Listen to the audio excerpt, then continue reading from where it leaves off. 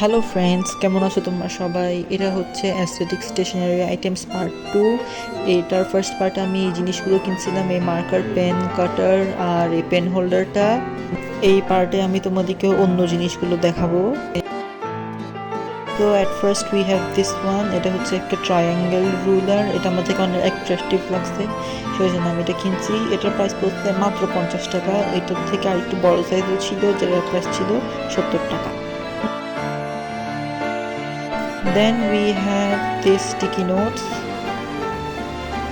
এই সবগুলো কোয়ালিটি অনেক ভালো ছিল আর এগুলো প্রাইস ছিল মাত্র 40 টাকা, 50 টাকা, 80 টাকা করে। আমি কিনছি এই মুন স্টিকারগুলো, এইগুলো কোয়ালিটি মোটামুটি ছিল। এটা প্রাইস ছিল 130 টাকা।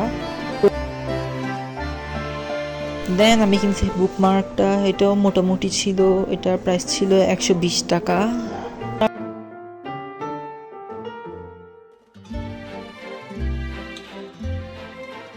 দেন আমি কিনছি এই কাটারটা। আসলে না, আমাদের ঘরে অনেক পার্সেল আসে, তাই আমি এটা কিনছি। অন্যান্য ক্রাফটের কাজে এটাকে ইউজ করা যাবে। এটার প্রাইস ছিল মাত্র 50 টাকা। দেন এই নোটবুকটা, আমার থেকে জার্নালিং অনেক পছন্দ আর আমি অনেক লেখালেখি করি, সেজন্য আমি এটা কিনছি। এটা আমার থেকে অনেক পছন্দ হয়েছে। এটার যে ভাইব্রেন্ট ডিজাইনটা আমার অনেক পছন্দ হয়েছে।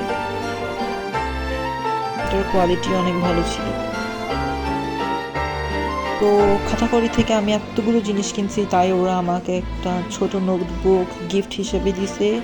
এটার পেপার কোয়ালিটি অনেক ভালো ছিল। যদি তোমাদের বিল 1000 প্লাস হয় তাহলে তোমরা এই ডায়েরিটা পাবা। এরকম অনেক ডিজাইন ছিল, আমি চুজ করে এটা নিছি। So I hope you guys all like this video. If you do, please give it a big thumbs up and subscribe. Bye by.